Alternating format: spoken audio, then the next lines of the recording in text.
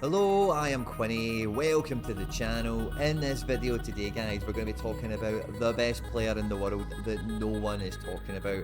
Lucas Paqueta has been on the scene in Europe for about 4 or 5 years, but this year is where he's been really making a name for himself and really pushing on in what has been a really chaotic Lyon team. We'll be talking about the teams that have been linked to him so far: Arsenal, Newcastle, PSG. What does Paqueta offer? What really stands out to him? Why do I think he's the best player in the world that no one is talking about? We'll be getting stuck into that and much more in the video today guys. At any point, if you laugh, you learn, you like something, whatever, please do like and subscribe and share and retweet and all that good stuff guys. Stay out of trouble and let's get stuck into it. If you could hit the subscribe button, I do daily videos on So Rare, everything from hints, tips and tricks all the way through to live streams and tips on cheap players to buy. That will also automatically enter you into my March giveaway. I'm giving away a rare Davy Klaassen, who's a midfielder for Ajax, and 2 limited goalkeepers. If you want to stick around to the end of the video, we'll get into all the giveaway stuff again there. As regular viewers of the content will know, the favourite type of players I love to watch is the box-to-box, really strong, robust midfielders that get involved in all ends of the pitch. And for the little French football I have caught, it's been mainly Lyon this season. And Paqueta, honestly, like, when you're looking at modern midfields and the real standout, the world-class players, they can do absolutely everything. And the thing that always catches my attention with Paqueta is, like, when you first look at him and when you first watch him, he's a very physically imposing guy. You know, he's really big, really strong, really confident and secure on the ball. But when he's on the ball, that's when the magic starts to happen. You know, like, for every time I've watched Leon, the amount of times he'll take guys on a dribble, he'll be putting them on the back foot and he'll be charging into the box to maybe set somebody up for a shot or have a shot or a cross or something like that himself. It's breathtaking, and he always stays with you after you've watched a Leon game. You'll always come away from it, and you know, the times that I've done it certainly anyway, thinking, wow, that Paqueta is so underrated. Why is no one else kind of looking at him?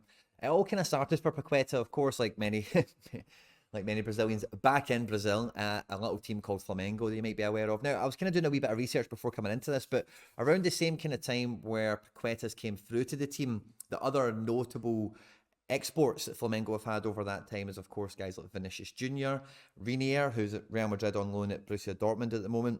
Also, as well, another guy in Ligue 1 that caught my eye at the weekend, and it was actually for Monaco against PSG, was or the weekend before the international break, was Jean Lucas, and we'll probably talk about him in future content.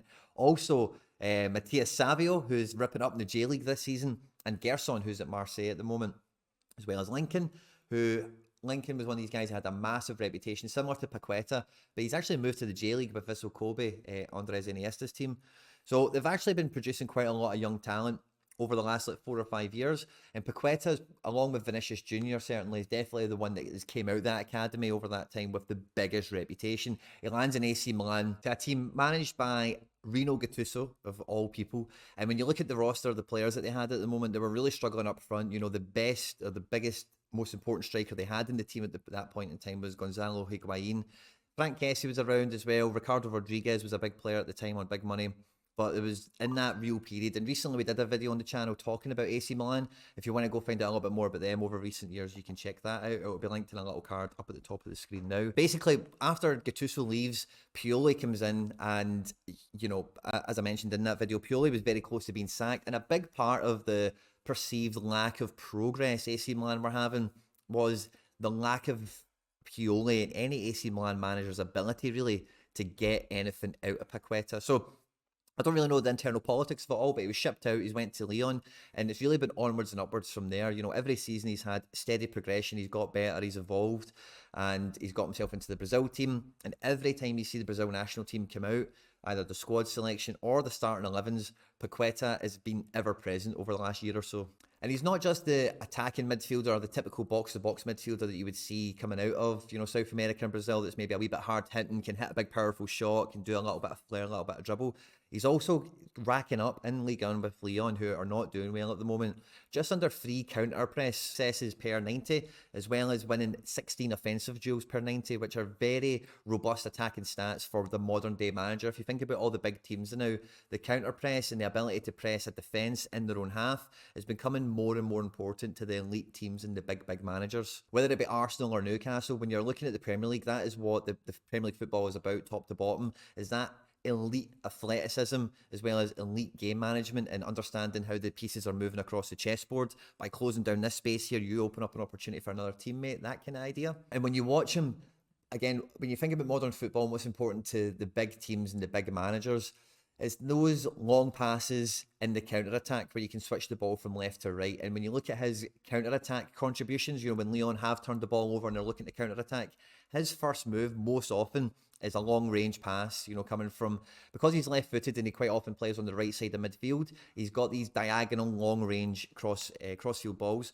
So particularly because teams like Arsenal and Newcastle have been linked with him, who both teams are very well-known, very threatening players with great pace, especially when you think about Arsenal and the kind of job that you see Xhaka doing alongside Partey when both are fit and available.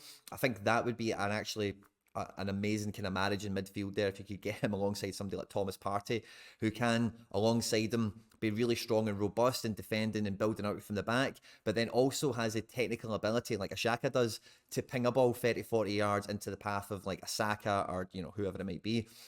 And equally, if you think about Newcastle and the kind of shape they've been playing before Eddie Howe and with Eddie Howe and where they might be going, being able to have a guy that can pick a ball up, drive and play somebody in like Alan Saint-Maximin with the quality, the strength and the intelligence that this player has, I think both teams would do absolutely amazing to be picking him up. And it's when I see those links that it's those types of teams, and I think he would do great for Arsenal, I think he would do great for Newcastle, but this is the type of signing you see it in the Premier League every kind of couple of years where one of these types of teams that are kind of upper mid-table pick up somebody that when you actually see them play and when they actually show up in the Premier League, everyone's like, how did they get him?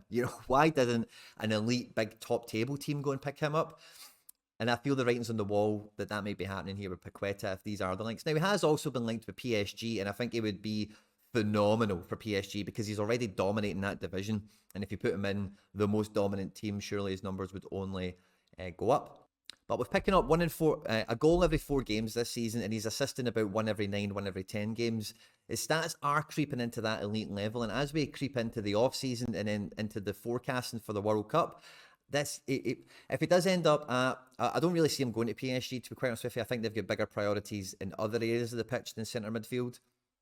But if he was to go to Arsenal or Newcastle in particular into the Premier League, he's somebody I could see coming into the world conversation for best midfielders very quickly with his next transfer. If it goes to the Premier League because of the spotlight that's associated with those clubs and that league in particular, then that greatly enhances the chances of that happening. Maybe Sevilla would actually be a really clever Sevilla kind of purchase, kind of Moneyball style, because they could definitely pay Lyon like 50 million, and then the kind of platform Sevilla have for selling talent on, that could be an interesting one. But I really actually think the absolute apex transfer for Paqueta, and it's not going to happen, would be AC Milan. I think with Frank Kessie leaving, and I know Yacine Adli's coming in, and I know they've got Tonali and Benacer, of course I do, but I actually think what they are going to be missing at the moment and next season with Kessie going out and that kind of vacuum of Calhanoglu still from the season before, I think Paqueta would be amazing in this AC Milan team for where Pioli has got them to. It's not going to happen. Would they go to Juventus or Inter Milan?